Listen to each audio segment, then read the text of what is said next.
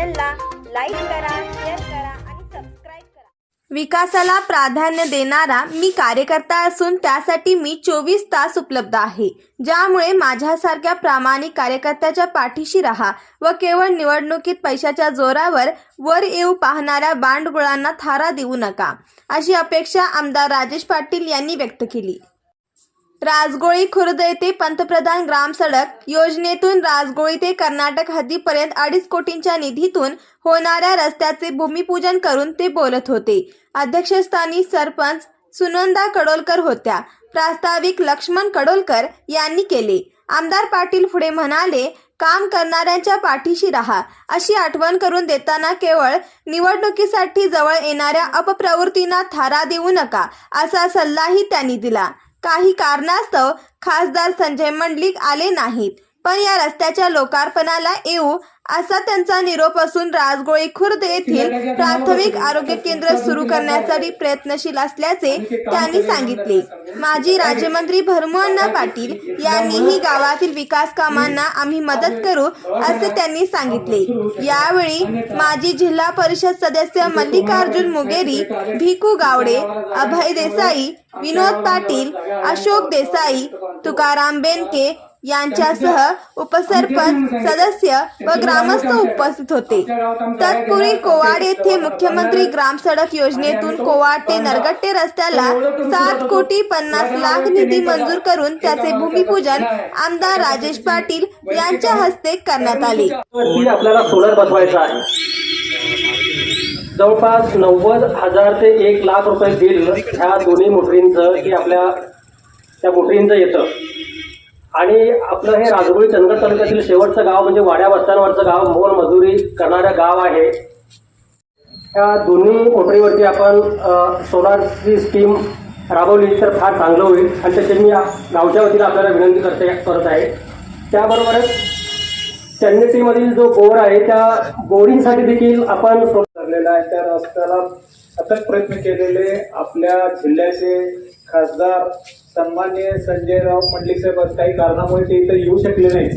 त्याचबरोबर आजच्या या उद्घाटन कार्यक्रमासाठी उपस्थित असलेले चंदगड, आजरा आणि गडिंग्लज तालुक्यातले आमचे विद्यमान आमदार राजेश पाटील, मंत्री भरमूअण्णा पाटील साहेब, तसंच या गावच्या या आजच्या कार्यक्रमाचे अध्यक्ष माननीय कडोलकर मॅडम सरपंच, त्याचबरोबर या ठिकाणी आज उपस्थित असलेले गडिंग्लज मार्केट कमिटीचे नूतन चेअरमन देसाई साहेब, त्याचबरोबर या ठिकाणी राष्ट्रवादी काँग्रेसचे तालुका अध्यक्ष भिकू गावडे साहेब, त्याचबरोबर या ठिकाणी कोवाडला बरोबर नदीतच उतारी बांधलेली आहे आणि पूर्ण कोवाडचं घाण पाणी त्या नदीमध्ये येतंय आणि ते आम्ही सगळ्यांनी प्यायचं. तर सगळ्यात पहिलं काम जर करायचं असेल तर तिथं सांडपाण्याची व्यवस्था करून ते पाणी फिल्टर करून शेतीला द्यायला पाहिजे, नदीला सोडता कामा नये, तर आमचं आरोग्य चांगलं राहणार आहे. तर हे सगळं करून वाया आहे. ते करण्यात पण काय अर्थ नाही. कुठलं काम केलं तरी माणसाचं जर आरोग्य चांगलं असेल तर सगळं चांगलं राहणार आहे, नाहीतर काही चांगलं राहणार नाही. आज जर तिथं बघितलं तर एक 50 हॉर्सपावरची मोटरनं पाणी जाईल एवढं पाणी सरळ नदीत जात आहे आणि सरळ रस्त्याला लोकांना दिसण्यासारख्या ठिकाणी जात आहे ना. कळत आहे बघा तुम्ही. म्हणजे ते पाणी फक्त काय आहे, त्यांना सांडपाण्याची व्यवस्था करून तिथं फिल्टर करून जर पाजलं तर खालची गावं सगळी मरणाच्या दारात येतात. दुर्ग तर तिथं अर्ध्या किलोमीटरवरती आहे. कसं पाणी प्यायचं? तेच जर पाणी त्या बाजूला सोडा आणि पोडवाल्यांना प्यावं तर किती काय ते. तर हे सगळ्यात वाईट दुखणं आहे. ते काही सरकार इथं आहे बसलं, सरकारला पण सांगतो मी, तर बघा ते तुम्ही तर आम्ही खाली कसं जगायचं हे तुम्ही ठरवा, कारण का आम्ही सांगत नाही. आज या ठिकाणी उपस्थित असलेले आमचे सर्व ग्रामपंचायत सरपंच, सर्व सदस्य, त्याचबरोबर या ठिकाणी सर्व मान्यवर उपस्थित आहेत. त्याचबरोबर आज या ठिकाणी आमचे गावकरी बंधू आणि भगिनी, आज या ठिकाणी उद्घाटन झालं आणि या गावचा जो विकासाचा काही भाग जो असेल त्या भागात जरा ना जरा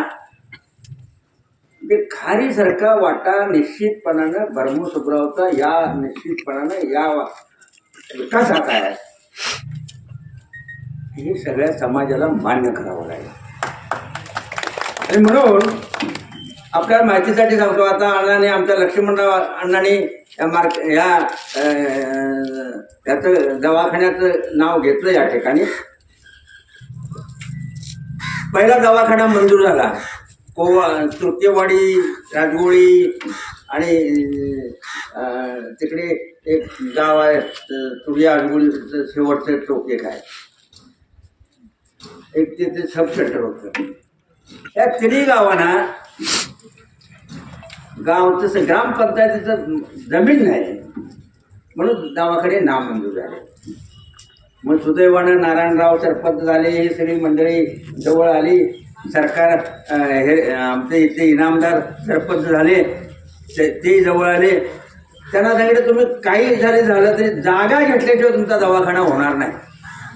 आणि म्हणून ती जागा नारायणरावांच्या सरपंच पदाच्या कारकिर्दीत जागा इनामदारांची त्यांनी घेतली.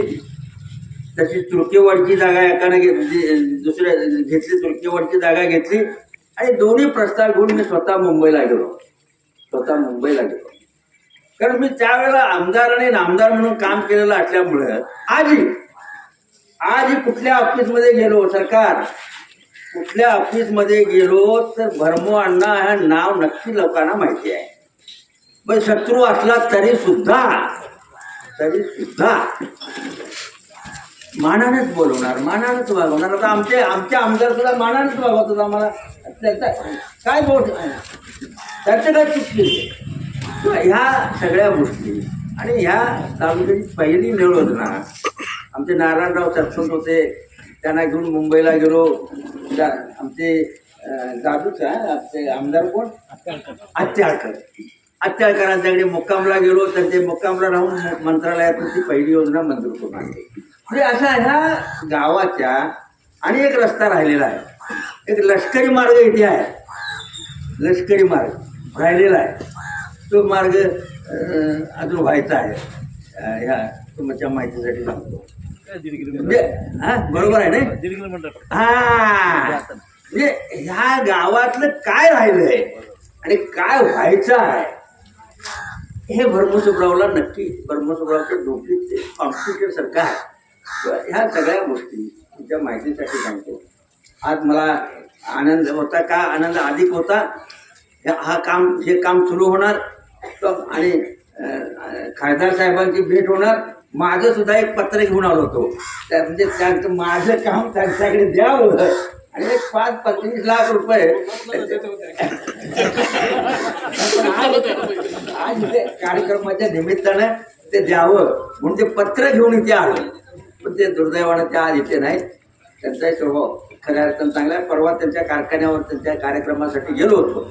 कोण शत्रू नाही, माझा शत्रू एकच आहे समाजातलं दारिद्र्य, समाजातली गरिबी जोपर्यंत हटत नाही तोपर्यंत ते शत्रुत्व संपणार नाही. पण माणूस शत्रू कशासाठी असतो? तो आपल्या कामासाठी. आमदार आपलं काम करतात, आम्ही आमचं काम करतो. कदाचित त्याचं काम अधिक होईल, आमचं काम कमी होईल. तो भाग कधी असतच नाही. शत्रुत्व हे आहे, या समाजातलं दारिद्र्य जोपर्यंत संपत नाही, समाजाला सुखाचे 4 घाट मिळत नाहीत गोरगरीब माणसांना, तोपर्यंत आपलं खऱ्या अर्थानं काम हे महत्त्वाचं असतं. ते काम आपल्याला करावं लागतं. आणि म्हणून या आज येत असताना खूप आनंद झाला. कारण आता परवाच लक्ष्मणरावने आम्ही गेलो होतो म्हणून या आमच्या अण्णांना जिल्हा परिषदेवर आणलं. ते जरा रुसले. त्या बर्माना गावड्यात सभापती गेलो म्हणून रुसले. आणि बाबा नशिबात असा आहे, तुमच्या नशिबात नव्हतं, त्यांच्या नशिबात आलं. पुढची 5-2.5 वर्ष होती, त्यामुळे सगळं वाटोळं झालं. तुम्ही लक्षात विचार करा. ह्या सगळ्या गोष्टी आज तुम्ही चांगला सल्ला दिला. आज असा सल्ला दिला, सगळ्यांनी एकत्र यावं. सगळ्यांनी काय परमेश्वराचा सल्ला आहे तुमचा. तर कोण म्हणेल हा महत्वाचा तुम्हाला मिळाला आहे. नाही पण ते हा सल्ला तुम्ही आज दिला, तो त्यावेळी झाला असता तर अजून ह्या तालुक्याचा खूप कर्तृत्ववान तालुका आहे. तालुका बिनकर्तृत्वाचा तालुका नाही आहे, तुम्ही लक्षात घ्या. कोल्हापूर सुधारलं, छत्रपती शाहू महाराज जन्माला आले म्हणून सुधारलं. आणि चंदगड सुधारला, इथला कार्यकर्ता कर्तृत्वान निघाला म्हणून सुधारला चंदगड तालुका. हे तुम्हाला आणि आम्हाला मान्यच करावं लागेल. त्या माहितीसाठी आणि आज इथला कार्यकर्ता हा दुबळा नाही आहे. परिस्थितीनं जरूर दुबळा असेल पण विचारानं दुबळा नाही. हे तुमच्या माहितीसाठी आज या ठिकाणी सांगतो. आणि आज या ठिकाणी मला निमंत्रित केलं. साधारण लक्ष्मणराव म्हणले 10 वाजता कार्यक्रम आहे, तुम्ही 10 वाजता या. मला गडबड करून 10 वाजता आलो. आता खासदार साहेबांची भेट घ्यायला परत कोल्हापूरला मला जावं लागेल. त्या माझ्या कामासाठी आज या ठिकाणी त्या तुमच्या कार्यक्रमाचं उद्घाटन झालं. राहिलेली जी कामं असतील ती आमदार साहेब बघतील, आपल्या हातात असतील काय आमदार साहेब बघतील. आम्हाला जे करता येईल ते आम्ही जरा करू. ते काय आम्ही बिनकामाचं नाही आहे. कुणी कुठे गेलो तरी कुठल्याही ऑफिसमध्ये काही ना काही काम लोक मांडतातच. म्हणजे मी कधी संबंध बिघडलेलेच नाही, तुम्हाला हे सांगतो. आणि ह्या परमेश्वरास म्हणून सांगतो, तुमच्या इथे देवाची म्हणून सांगतो की करोडो रुपयाची पाण्याची आणि याची कामं करोडो रुपयाची झाली. कुणाचा सिंगलच्या कुठल्या कॉन्ट्रॅक्टरचा कधी घेतला नाही हे तुम्हाला जाहीरपणाने या ठिकाणी सांगतो. आणि मग म्हणून परमेश्वरला त्याच्याकडे ना गाडी ना घोडा असला आहे. गाडी सुद्धा दुसऱ्याने दिलेली आता ती आहे, नाही माझी नाही. म्हणजे तुम्हाला सांगतो आपण सगळ्यांनी मिळून एक विचारानं या तालुक्याचा विकास जो करता येईल तो जरूर करूया. शेवटी माझा तालुका आहे ही भावना, माझा तालुका ही भावना महत्त्वाची आहे हे तुम्ही लक्षात घ्या. आणि त्या ह्या खूप विकासाचं होतं. आमच्या पोवाडला एक पोलीस फौजांना ट्रेनिंग देणारं एक चर्चा मंत्री उद्घाटन होतं पोवाडला. लोकांनी अगोदर ग्रामपंचायतचा ठराव दिला, लोक मोजणीला आले आणि लोकांनी त्या दिवशी दारू खाऊन भुई गाठली, बंद झालं. म्हणजे असं करून चालत नाही, असं करून चालत नाही. म्हणजे जर फौजदारांचा ट्रेनिंग सेंटर झाला असं तर पोवाडा इतका मोठा तालुका झाला होता. आणि आमदार साहेब तुम्हाला मी एक सूचना करतो, त्यावेळेला हे आमचं अधिकाऱ्यांना राहायला म्हणून एक सर्किट हाऊस भूमिपूजन सुद्धा झालं होतं. पण ते का झालं नाही सरकार तुम्ही लक्षात आणलं नाही वाटतं, आणि आणायला पाहिजे होतं. प्रसंगी प्रधानमंत्री ग्राम सडक योजना या राजगोळी गावापासून ते कर्नाटकाच्या हद्दीपर्यंत त्या रस्त्याच्या शुभारंभ प्रसंगी व्यासपीठावर उपस्थित असलेले तुमचे आणि आमचे सर्वांचे नेते, राज्याचे माजी गृहमंत्री माजी आमदार आदरणीय ब्रह्मण्णा पाटील साहेब, या ठिकाणी ज्यांनी आपलं मनोगत व्यक्त केलं ते ह्या विभागाचे जिल्हा परिषदचे माजी सदस्य आमचे सहकारी मोगरे यांना, राष्ट्रवादी काँग्रेस पक्षाचे अध्यक्ष आदरणीय विकू गावडे साहेब, गडिंग्लज कृषी उत्पन्न बाजार समितीचे अध्यक्ष आदरणीय अभयरावजी देसाई यांनी आज आपल्याला वेळ दिला होता. पण काही विकासाच्या कामाच्या माध्यमातून त्यांना राज्याचे सन्माननीय मुख्यमंत्री एकनाथरावजी शिंदेनी मुंबईला बोलवल्यामुळे त्यांना या कार्यक्रमाला उपस्थित राहता येत नाही. त्यांनी आपली दिलगिरी व्यक्त केलेली आहे. आणि त्याचबरोबर या रस्त्याच्या लोकार्पणाला नक्की आपण येऊ अशा तऱ्हेची त्यांनी आपल्या सर्वांना माहिती द्यावी अशा तऱ्हेची सूचना माझ्याकडे केलेली आहे. त्यामुळं आज आपल्या ह्या भागाच्या विकासाला गती देण्याचं काम त्या विभागाचे खासदार प्राध्यापक संजय मंडलिकांच्या माध्यमातून झालं. त्याबद्दल त्या मतदारसंघाचा आमदार या नात्यानं मी प्रथमतः त्यांचे मनापासून आभार मानतो. खासदार संजय मंडलिक साहेब हे कैलासवासी खासदार सदाशिवराव मंडलिकांचे सुपुत्र, आणि मंडलिक साहेब हे या जिल्ह्याचे नेते होते. आणि मंडलिक हा एक विचार होता. जसा आज कोल्हापूर जिल्हाचं समीकरण हे शाहू फुले आंबेडकरांच्या विचाराशी किंवा शाहू महाराजांशी जोडलं जातं, तसं कोल्हापूर जिल्ह्याचं नातं हे खासदार सदाशिवराव मंडलिकांच्याशी जोडलं गेलं होतं. आणि म्हणूनच त्यांना लोकनेते म्हणून संबोधित केलं जातं. आणि त्यांच्याच पदस्पर्शानं त्या भागाच्या विकासाला गती देण्याचं काम त्यांचे सुपुत्र प्राध्यापक संजय मंडलिक हे करत आहेत. मी आमदार होण्यापूर्वी 2019ला त्याच्या 6 महिन्यापूर्वी संजय मंडलिक साहेब हे ह्या विभागाचे खासदार म्हणून निवडून आले आणि त्यांनी पहिलं जर काय काम केलं असेल त्या काळामध्ये संबंधित पंतप्रधान ग्राम सडक योजनेच्या अधिकाऱ्यांना बोलवून मला तिथं बोलवून घेतलं आणि ह्या भागातील सर्व जे रस्ते आहेत जे पंतप्रधान सडक योजनेच्या माध्यमातून आपल्याला त्या कोर नेटवर्कमध्ये घालून घेता येतील अशा सर्व चंदगड, आजरा, गडिंग्लज तालुक्यातल्या रस्त्यांची सूची आमच्या माध्यमातून ती तयार करून घेतली आणि मग जसे जसे त्याचे टप्प्याटप्प्यानं ज्या कामांच्या मंजुऱ्या देण्यात आल्या त्यामध्ये अनेक रस्त्यांचा समावेश करून आज गेल्या 4 वर्षामध्ये पंतप्रधान सडक योजनेच्या माध्यमातून अनेक विकासाची कामं, रस्त्यांची कामं ह्या खासदार साहेबांच्या माध्यमातून झालेली आहेत आणि त्याचा मला पाठपुरावा करण्याचं भाग्य लाभलं आणि 2019ला तुमच्यासारख्या सर्वसामान्य जनतेनं मला ह्या विभागाचं नेतृत्व करण्याची संधी दिली. आज अनेक प्रश्न राजगोळी या गावातील आदरणीय लक्ष्मण कडोलकर साहेबांनी, आदरणीय मुगेरी अण्णांनी इथं उपस्थित केलेले आहेत आणि हे करत असताना गाव एवढं मोठं आणि गावचा विकास साध्य करत असताना अनेक अडचणी आपल्या समोर येत असतात आणि तरी सुद्धा आमदार झाल्यापासून ह्या सर्व गावाच्या विकासासाठी म्हणून, राजगोळीपूरच्या विकासासाठी म्हणून आपल्याला सन्माननीय या देशाचे पंतप्रधान नरेंद्र मोदी साहेबांच्या माध्यमातून जी संकल्पना त्यांनी सोडली, जल जीवन मिशन, सर्व गावातल्या माता भगिनींच्या डोक्यावरची कळस, ही पाण्याची कळशी ती जायला पाहिजे आणि त्यांना निर्मळ आणि शुद्ध पाणी गावासाठी जी गावं आहेत आपल्यामधली त्यासाठी 37 लाखाची निधी त्या माध्यमातून आपल्याला जल जीवन मिशनच्या माध्यमातून प्राप्त झालेली आहे आणि ते काम सुरू आहे. मगाशी ज्या वेळेला मला संबंधित ग्रामसेवकांनी आणि कडोलकर साहेबांनी सांगितलं की 6 महिने झाले आणि आमच्या त्या जॅकवेलला पाणी लागून सुद्धा त्याचं आम्हाला वीज कनेक्शन मिळत नाही.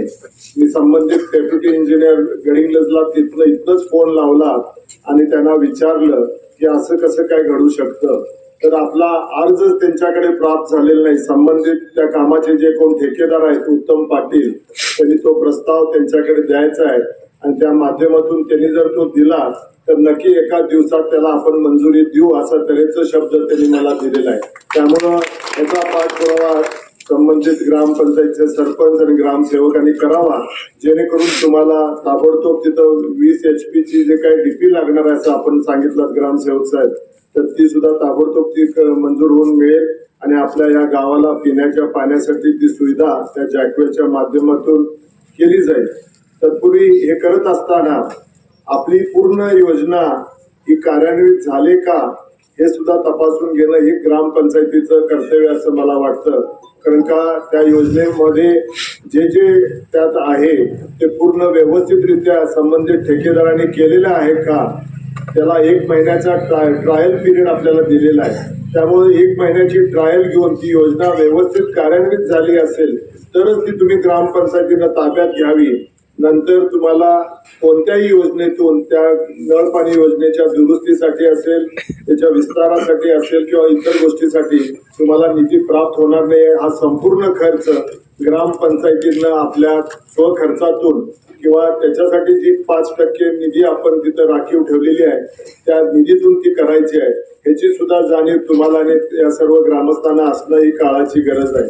त्यामुळं कुठलीही योजना आपल्या ताब्यात घेत असताना आपण त्या संदर्भात नक्की त्याचा विचार करूनच ती ताब्यात घ्यावी. ती योजना व्यवस्थित झालेली आहे का या दृष्टिकोनातून आपण पाहून घ्यावं, पडताळून घ्यावं. 1 महिन्याचा ट्रायल घेऊन मगच त्या ठेकेदाराला त्याचं तुम्ही त्या ग्रामपंचायतीनं पत्र द्यावं.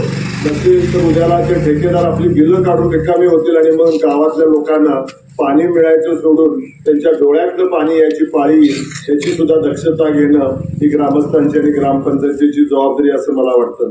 आज इथं आरोग्याच्या दृष्टिकोनातून सन्माननीय खासदार धनंजय महाडिक साहेबांच्या कार्यकाळामध्ये प्राथमिक आरोग्य केंद्र मंजूर झालं आणि त्याचं उद्घाटनाअभावी गेले 4 वर्ष ते काम रखडलेलं आहे. अशा तऱ्हेच्या इथं सूचना आपल्या माध्यमातून आलेल्या आहेत. मी या विभागाचा आमदार झाल्यानंतर आणि महाविकास आघाडीचं मंत्रिमंडळ झाल्यानंतर प्रथमतः ह्या राजगोळीच्या प्राथमिक आरोग्य केंद्रासाठी जी पदनिश्चिती व्हायला हवी होती ती पदच मंजूर झालेली नव्हती. त्यामुळं त्या विभागाचे राज्यमंत्री आदरणीय राजेंद्र पाटील यड्रावकर साहेबांच्याकडून त्यावेळेला ती पदं मंजूर पहिल्यांदा करून घेतलेली आहे. पण दुर्दैवानं मराठा आरक्षण असेल किंवा इतर शासनाच्या अडचणीमुळं जी नोकर भरती आज लागायत झालेली नाही आहे. आता नवीन महायुतीचं सरकार कार्यान्वित झालेलं आहे. त्या माध्यमातून तानाजी सावंत यांनी ही भरतीची प्रक्रिया सुरू केलेली आहे. 2च दिवसापूर्वी आदरणीय आमचे नेते मुश्रीफ साहेबांच्या बैठकीच्या दरम्यान सर्किट हाऊसवरती या विभागाचे जिल्हा परिषदचे DHO गायकवाड साहेब मला भेटले. त्यावेळेला मी त्यांच्या कानावर ही सूचना घातलेली. आदरणीय अण्णांनी सुद्धा लक्ष्मण कडोलकर साहेबांना आणि या ग्रामपंचायतीच्या सदस्यांना घेऊन सीओना भेटलेले आहेत. तेव्हा मला खात्री आहे की लवकरात लवकर तिथली पदं भरली जातील आणि ते जे काय प्राथमिक आरोग्य केंद्र आहे ते आपल्याला त्या माध्यमातून सुरू करता येईल. कारण का आरोग्य केंद्राचं उद्घाटन मला करा म्हणून 2 वेळा सांगण्यात आलं, पण तिथे डॉक्टर नसतील, तिथं नर्सेस नसतील तर कशा तऱ्हेची सेवा देणार आणि उद्घाटन करून त्याचा फायदा काय होणार. म्हणून मी आज लागाय त्याचं उद्घाटन सुद्धा केलेलं नाही किंवा मी जोपर्यंत तिथे डॉक्टर्स भरणार नाहीत तोपर्यंत मला ते करणं उचित वाटत नाही. अशा तऱ्हेचं मी सूचना संबंधित अधिकारी आणि पदाधिकाऱ्यांना दिले. अनेक त्या तऱ्हेची आंदोलनं झाली किंवा त्या संदर्भात वर्तमानपत्रातून अनेक बातम्या आल्या, पण ज्याच्यासाठी ते आरोग्य केंद्र बांधलेलं आहे ती जर सर्वसामान्य जनतेला सुविधाच उपलब्ध होणार नसेल तर त्याचं उद्घाटन करून काय फायदा. त्यामुळं मी अशा तऱ्हेचा एक कार्यकर्ता आहे की सर्वसामान्य जनतेला त्याचा फायदा झाला पाहिजे, लाभ झाला पाहिजे, तरच त्या गोष्टीचं आपण उद्घाटन करावं असा म्हणणारा मी कार्यकर्ता आहे.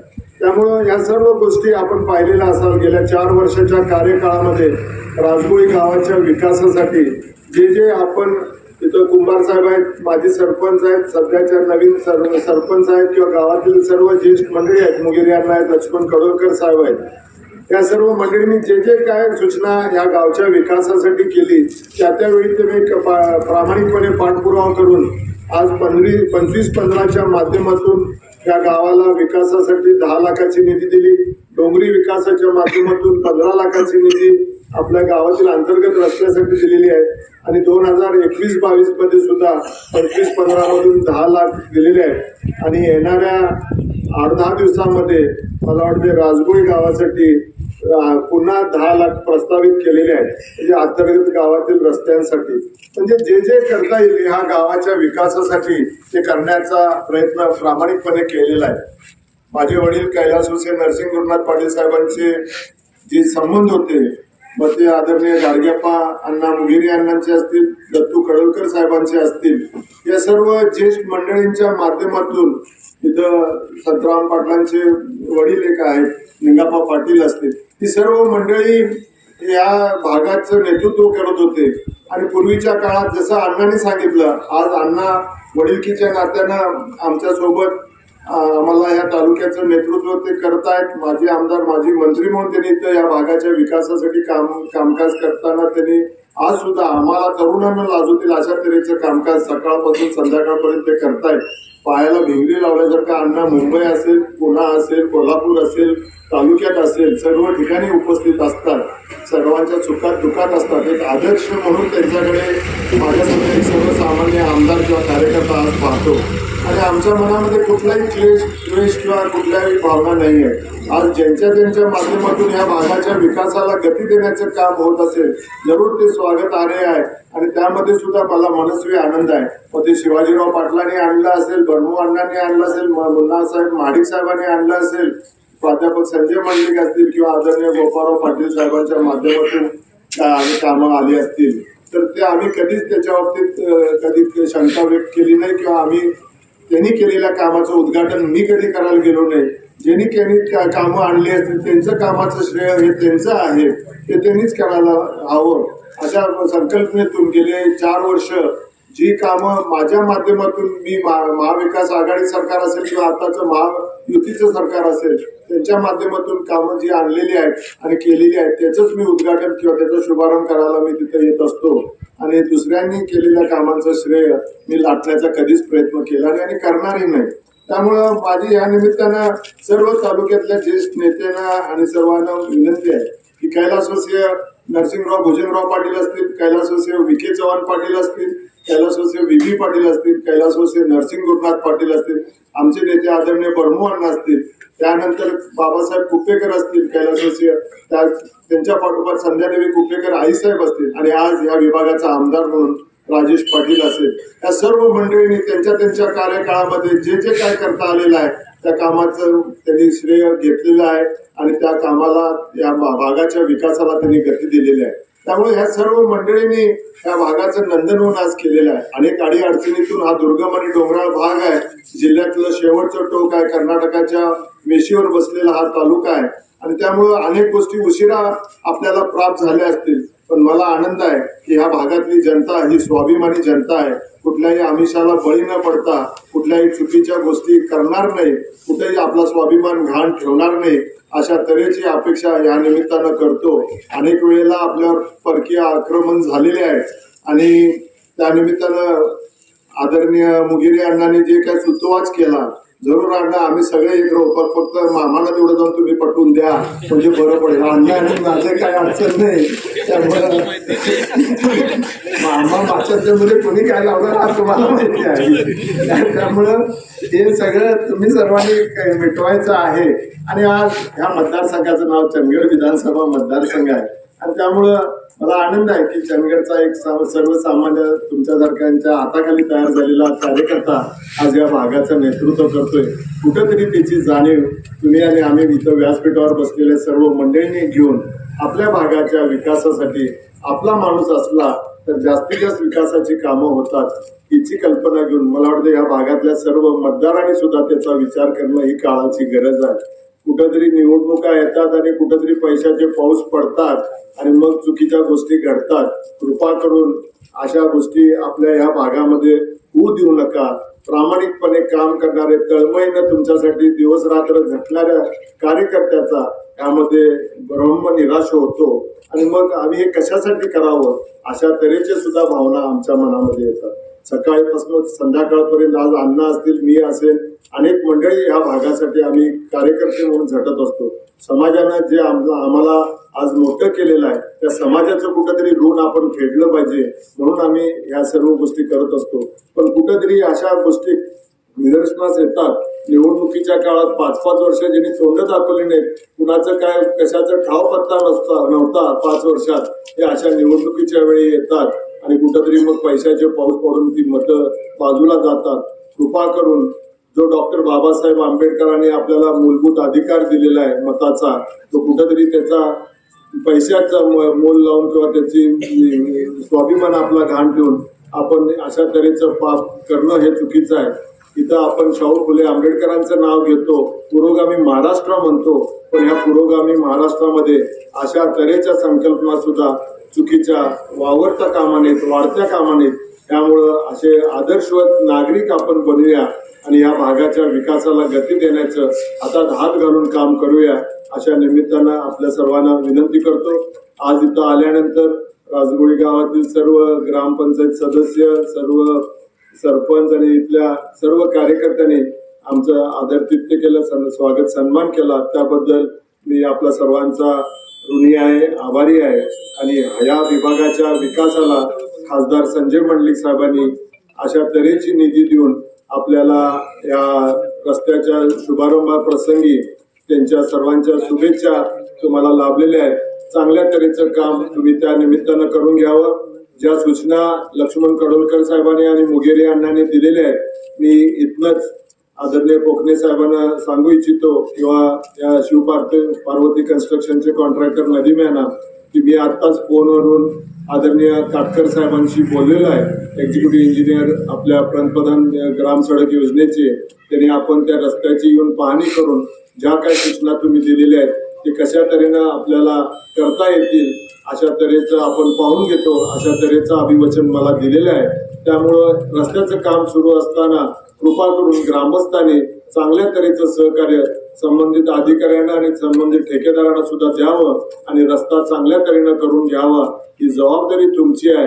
नाहीतर नारळ आम्ही वाढवलं म्हणून आमच्यावरती नंतर खापरडं फोडशीला, त्यावर तुम्ही सर्वांनी तुमचा रस्ता आहे, तुमचं काम आहे, यामध्ये सर्वांनी चांगलं लक्ष देऊन ते चांगल्या तऱ्हेनं करून घ्या आणि त्यामध्ये कुठेही त्या संबंधित अधिकाऱ्यांना किंवा कॉन्ट्रॅक्टरना त्रास देण्याचा दुसऱ्या कुठल्या हेतूनं आपल्याकडून तशा तऱ्हेचं काम होता कामा नये अशा तऱ्हेची विनंती या निमित्तानं करतो.